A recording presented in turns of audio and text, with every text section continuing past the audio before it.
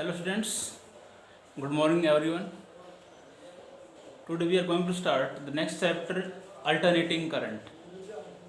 Alternating current आज हम start कर रहे हैं. अल्टरनेटिंग करंट को हम एसी शॉर्ट में बोल देते हैं. ठीक है, ये आपका फोर्थ यूनिट का सेकंड पार्ट आपका हम कर रहे हैं आज. ठीक है, और अल्टरनेटिंग करंट आप जानते ही हो, 10th क्लास से पढ़ते रहो. 10th क्लास में भी आपको बताया होगा. Alternating current is that current whose magnitude changes with time. जिस करंट का मैग्नीट्यूड जो है टाइम के साथ क्या हो, चेंज हो, और डायरेक्शन जो है उसकी हर पीरियड के अंदर क्या होगी, आपकी रिवर्स होती है. उसको हम क्या बोलते हैं, अल्टरनेटिंग करंट. टाइम के साथ ऐसे वेरी करता है. देखो बताया होगा, आपने देखा होगा. ये इस प्रकार टाइम के साथ अल्टरनेटिंग करंट जो है इस प्रकार से आपका वेरी करेगा. ये पॉजिटिव में करंट होगा, यहाँ इसमें आएगा आपका नेगेटिव में. इस प्रकार से इसको हम वेरी करते हैं.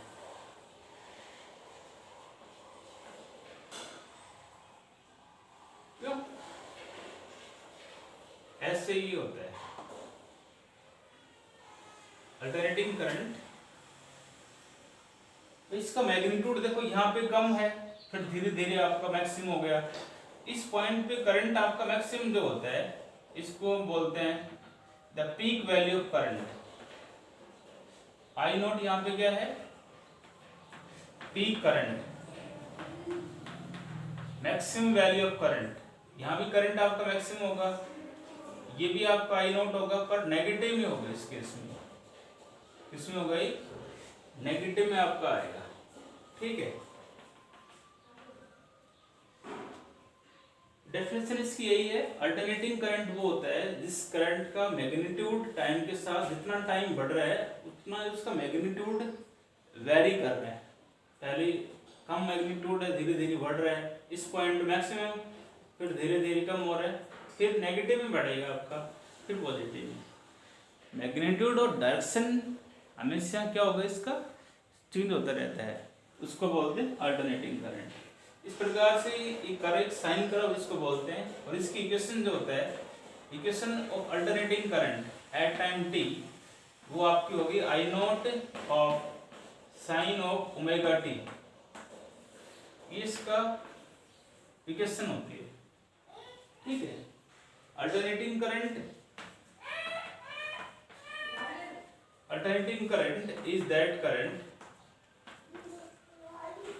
is that current whose magnitude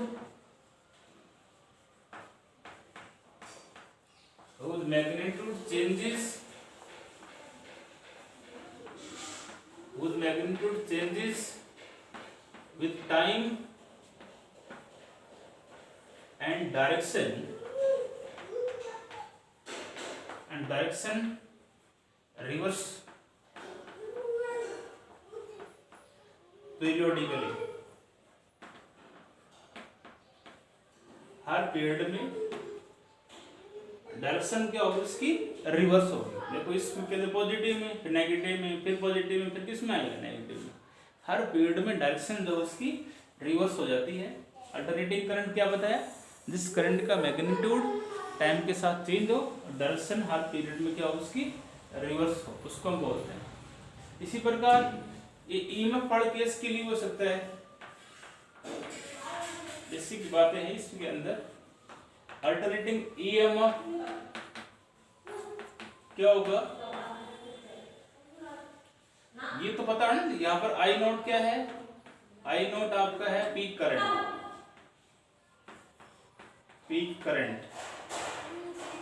omega यहाँ पे क्या है, एंगुलर फ्रीक्वेंसी.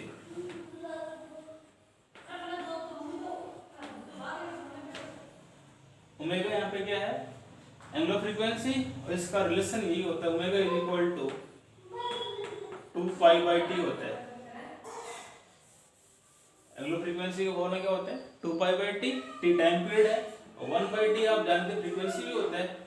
ये आपका रिलेशन ये भी होगा 2π इंटू न्यू. इसको हम ये भी कह सकते हैं. ठीक है, और यदि आपको अल्टरनेटिंग ईएमएफ को डिफाइन करना हो तो वो भी सेम ही है। अल्टरनेटिंग ईएमएफ क्या होगा?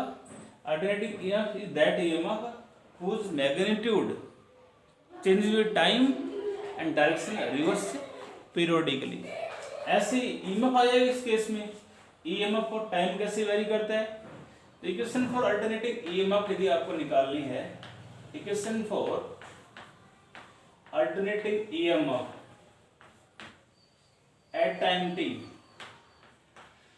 एट टाइम टी पे निकालनी है तो इसकी इक्वेशन यही आएगी, is equal to E naught sine of omega T. इस केस के अंदर भी यहाँ पर ई नॉट क्या है? Maximum EMF. तो ये आप कह सकते हो peak value of the alternating EMF. और ई क्या है? Is the alternating instantaneous value of alternating EMF at time T के ऊपर होगा ये, ठीक है। तो इसमें आप इसको अल्टरनेटिव ईएमएफ को डिफाइन करना हो बस। तो उस केस में बस यहाँ पे जहाँ पे करंट था उससे से क्या आएगा? ईएमएफ। अल्टरनेटिव ईएमएफ के अंदर भी मैग्नीट्यूड जो है टाइम के साथ उसका वेरी करेगा और डायरेक्शन हर पीरियड में क्या होगी? उसकी रिवर्स होती है।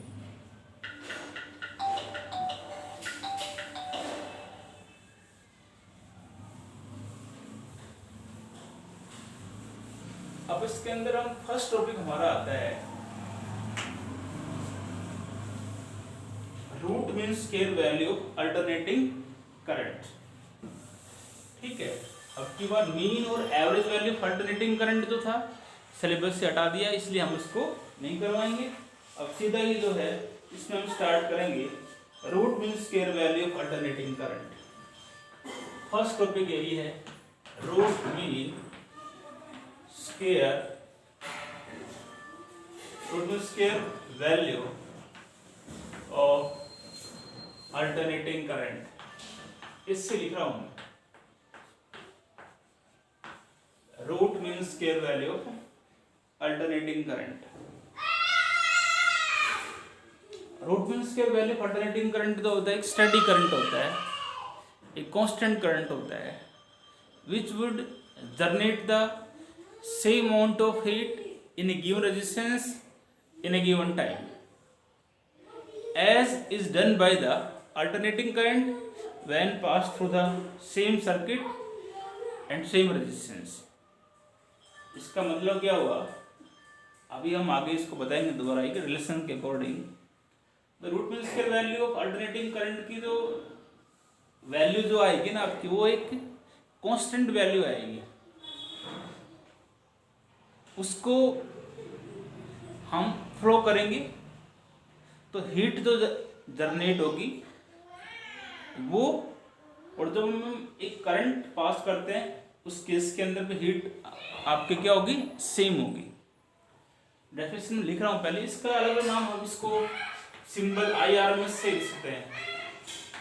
Root mean square I current हो गया, और इसको हम बोलते हैं virtual value of alternating current, I virtual लिख दो। और इसका एक नाम और भी, इसको आई इफेक्टिव भी बोलते हैं, आई इफेक्टिव। वही बात है तीनों, root mean square value of alternating current, virtual value of alternating current, effective value of alternating current. Definition में इसकी वो लिख रहा हूं, फिर उसको मैं एक्सप्लेन करेंगे। Root mean square value of value of alternating current is the steady current। steady मतलब होता है constant। is the steady current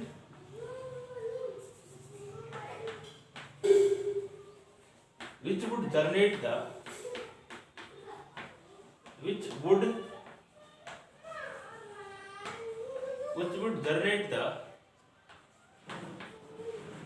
same amount of heat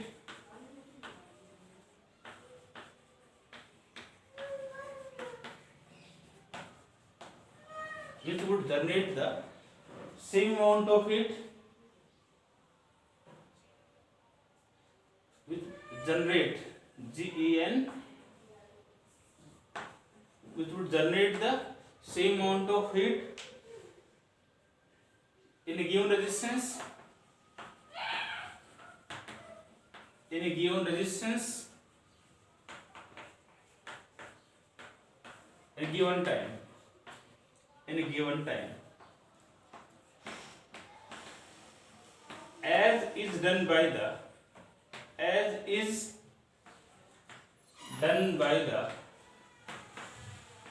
alternating current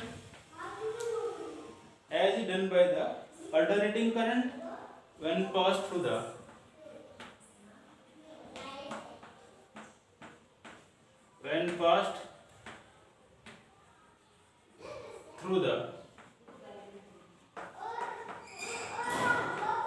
same resistance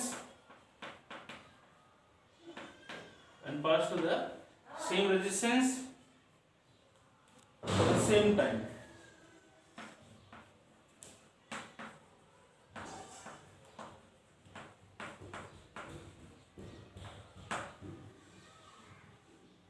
ये डेफिनेशन है इसकी। अभी आगे बताऊंगा मेन इसमें ये क्या लिखा होता है मैं। Root means square value alternating current जो होता है एक कांस्टेंट करंट होता है जिसके द्वारा which would generate the same amount of heat, जिसके द्वारा हीट जो जनरेट होगी वो सेम होगी, रेजिस्टेंस गिवन होगा और गिवन टाइम के द्वारा। इतनी हीट जनरेट कब होगी? जब हम अल्टरनेटिंग करंट पास करें। इसमें तो क्या किया हमने, आरएमएस वैल्यू पास की थी। इस केस में क्या है, एसी करंट यदि हम पास करते हैं तो उस केस के अंदर भी हीट क्या होगी, आपकी सेम होगी। ठीक है, as is done by the alternating current when pass through the same resistance for the same time.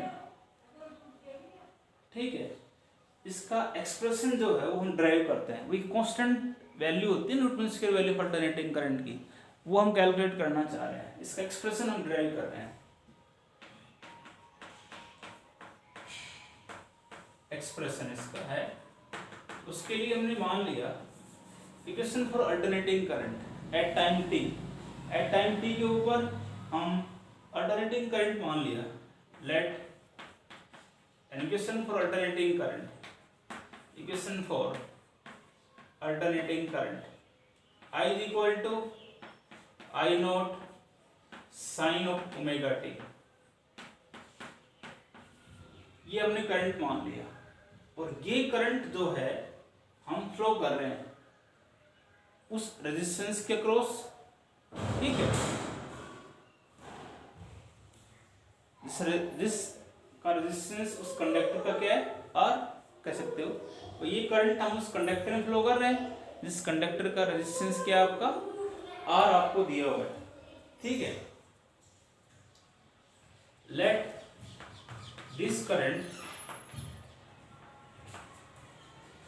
Flow, किसके क्रॉस करंट फ्लो कर रखा है आपने, रेजिस्टेंस कह दो, कंडक्टर कह दो, flow through resistance R, through a resistance, उस रेजिस्टेंस का नाम क्या डाल दिया मैंने, आर। ये करंट हम फ्लो कर रहे हैं किसके अक्रॉस, उस रेजिस्टेंस आर के across, in small time dt, in the small time dt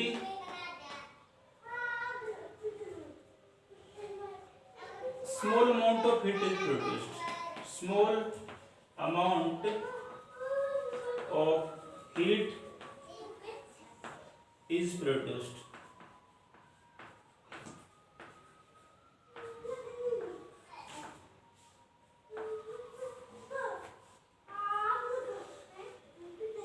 सीधी सी बात है, ये करंट जो है हम उस कंडक्टर के क्रॉस उस रेजिस्टेंस के लॉन्ग हम फ्लो कर रहे हैं और एक स्मॉल टाइम के लिए इसको हमने फ्लो किया, स्मॉल टाइम dt तक फ्लो किया, स्मॉल टाइम dt तक फ्लो किया तो हीट जो जनरेट होगी उस कंडक्टर में वो भी स्मॉल होगी। तो वो हीट जो जनरेट होगी ना वो बराबर होगी dH इज इक्वल टू, हम बोलेंगे I square R into dt। पीछे एक रिलेशन करवाया था मैं, हीटिंग इफेक्ट ऑफ करंट, उस फॉर्मूले से लिखा है मैंने, H इज इक्वल टू होता है ना आई स्क्वायर आर टी, उस फॉर्मूले से लिखा है। यहाँ पर स्मॉल टाइम के लिए हीट फ्लो किया था, तो हीट भी DH is the small amount of heat is produced, ठीक, DH यहाँ पे क्या है, small amount of heat is produced. यहाँ पे I की वैल्यू पुट कर दो, तो ये DH इज इक्वल टू आपका क्या होगा, I की वैल्यू है I naught sine omega t square R d t आपका आ जाएगा। Then DH is equal to I naught square sine square omega t R d t. Equation आपकी आ गई, सेकंड आ गई। ये तो हम स्मॉल टाइम के लिए करंट फ्लो किया था। टोटल हीट कितनी प्रोड्यूस्ड होगी जब करंट 0 से T तक, एक कंप्लीट साइकिल तक हम इसमें करंट फ्लो करें। तो यहाँ लिख रहा हूं मैं, टोटल अमाउंट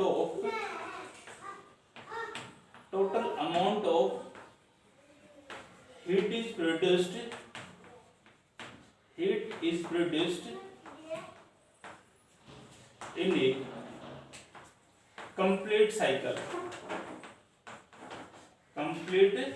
साइकिल। तो उसका टाइम पीरियड जो है 0 से T होता है, 0 से T तक होगा। कैसे, जैसे भाई ये है, मान लो ये करंट मैंने बताया था अभी, यहाँ 0, ये आपका T/2 और ये टाइम पीरियड कितना होता है 2T/2। तो कंप्लीट टाइम पीरियड 0 से T होता है। कंप्लीट टाइम पीरियड जो है वो आपका 0 से T तक होता है। इसलिए यदि हम 0 से T तक हम करंट यदि फ्लो करें तो टोटल अमाउंट ऑफ हीट जो प्रोड्यूस होगी उसके अंदर वो आपके आ जाएगी,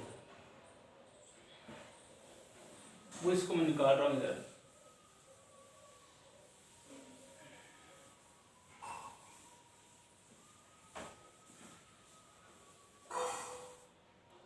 ठीक है, टोटल अमाउंट ऑफ स्मॉल चीज है, टोटल निकालना हो, हम क्या करते हैं, इसका इंटीग्रेशन करते हैं। तो इसका इंटीग्रेशन कर दो, integration of DH is equal to integration of 0 से T होगा, क्योंकि हम टाइम के रिस्पेक्ट में इसका इंटीग्रेशन कर रहे हैं, तो लिमिट टाइम के रिस्पेक्ट में इधर ही आएगी आपकी, इसलिए 0 से T कर दिया हमने यहाँ पर।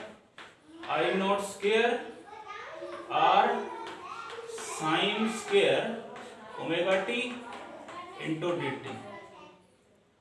1DH है, इसका इंटीग्रेशन क्या होगा, H, यहाँ पर I naught square R constant है, 0 से T इसका आप इंटीग्रेशन करोगे और ये आपका क्या आएगा, sign square omega t into d T.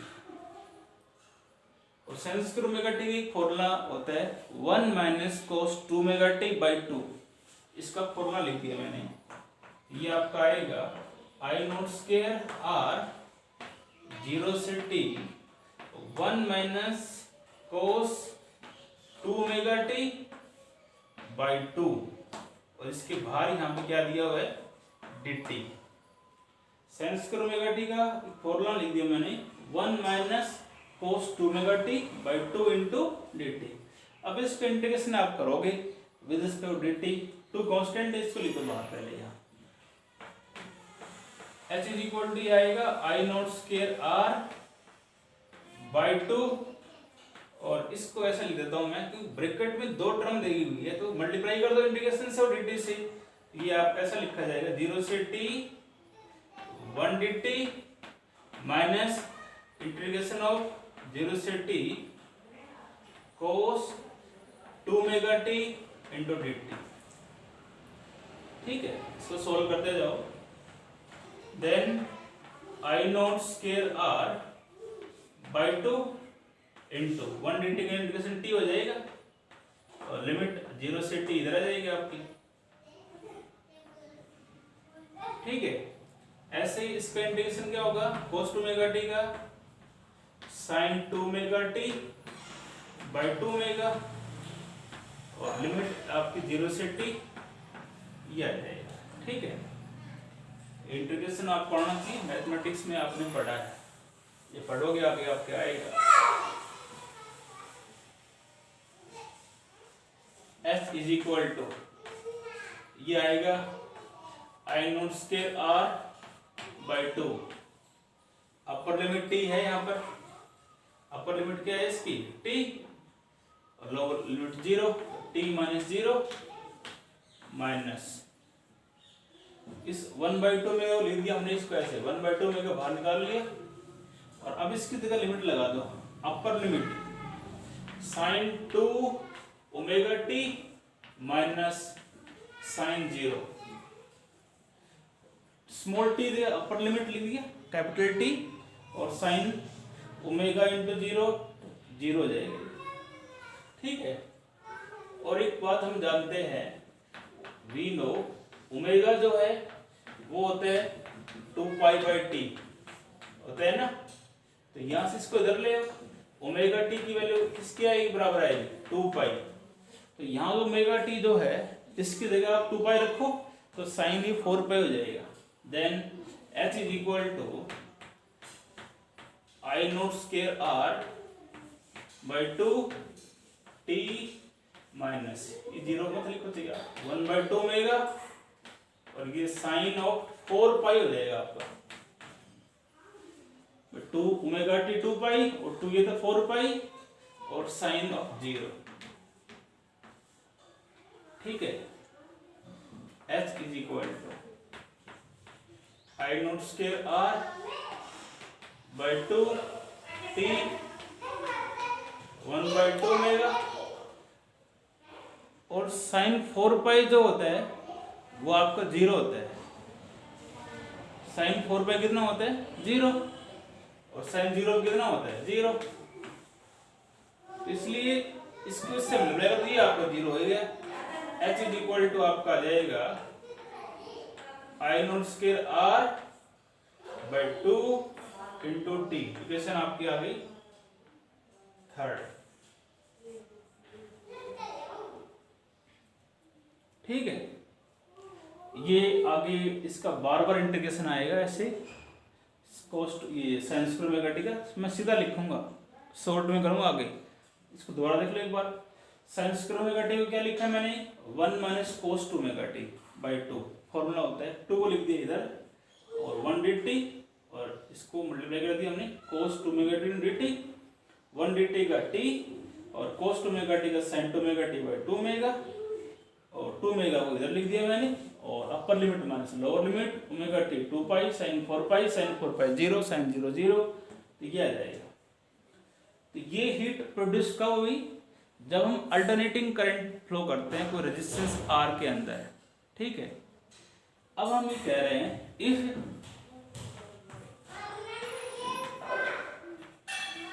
IRMS be the root means square value of alternating current, root means square value of alternating current through complete cycle, through complete cycle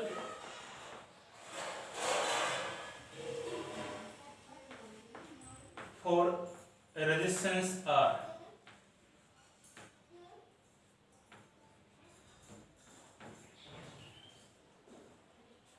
क्या लिख रहा हूं मैं इसके अंदर, क्या लिखा है मैंने, हमने ये लिखा है यदि हम IRMS करंट पास करते हैं उस सेम रेजिस्टेंस के अक्रॉस एक कंप्लीट साइकिल के अक्रॉस, तो हीट उस केस में कितना होगा H is equal to I square R D होता है, करंट कितना फ्लो कर रहा है इस केस में IRMS I square R into T,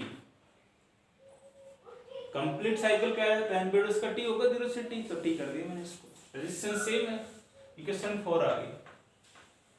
तो डेफिनेशन में मैंने यही लिखा था, जब हम ये करंट पास करते हैं IRMS, और जो अल्टरनेटिंग करंट पास किया था उस केस में IRMS करंट पास किया तो ये हीट प्रोड्यूस हो रही है उस रेजिस्टेंस R के क्रॉस, और जब हम अल्टरनेटिंग करंट पास करते हैं तो आपकी हीट ये आई है, दोनों हीट आपस में क्या होती है सेम होती है, यही मैंने कहा था डेफिनेशन के अंदर।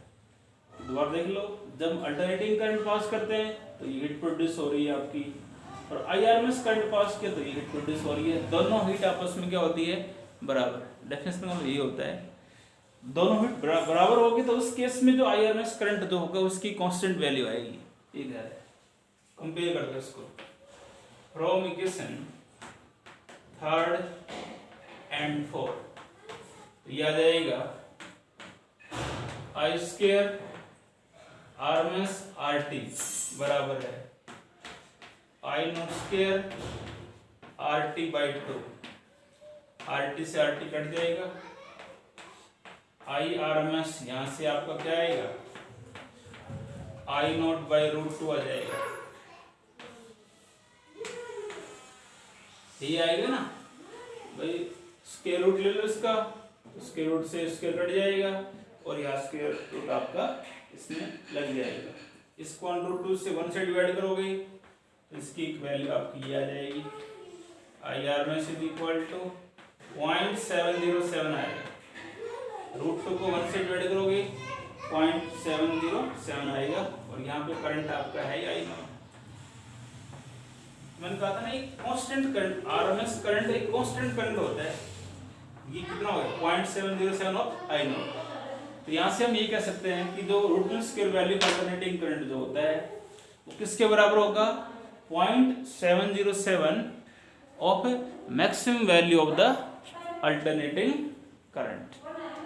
ठीक है, ये टॉपिक आपको हो गया। As it is same topic यदि आप करना चाहते हैं तो मैं करवाऊंगा वैसे उसको, वो आपका आएगा root mean square value alternating EMF वाला। बस दोनों में डिफरेंस यही है, जहाँ करंट लिखा है वहाँ पर क्या लिखा जाएगा, ईएमएफ आ जाएगा बस। बाकी सेम उस केस के अंदर भी root mean square value alternating EMF की कांस्टेंट वैल्यू आएगी, वो कितना आएगी 0.707 ऑफ ई नॉट आ जाएगी। ठीक है, यहाँ पे करो, थैंक्स।